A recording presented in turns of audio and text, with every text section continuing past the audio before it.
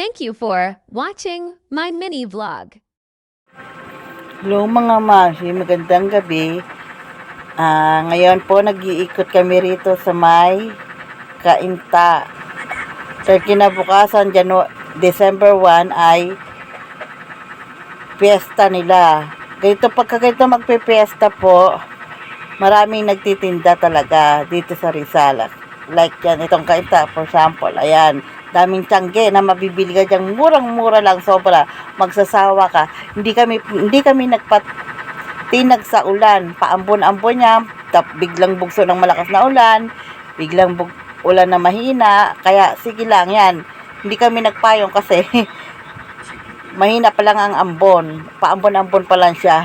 Pero may dala rin kami payong dyan for ako lang nakapayong. Diyan, hindi sila nagpapayong, yung aking mga kasama. Yan, yung aking jowa, ang aking dalawang anak, hindi nagpayong. Ako lang yan, sawan-sawa kami kaiikot sa Tiangge, di ba? Ayan dami kang mabibili diyan. Sobrang murang-mura, lalo na bukas, December 1. Sobra kang maraming bibili. Excuse me po, mabibili diyan. Kaya yan, nako, magsasawa ka. Kaya, sorry po, nauubo ako. Yan, di ba? Ayan, di ba? Sobrang dami, Ayan,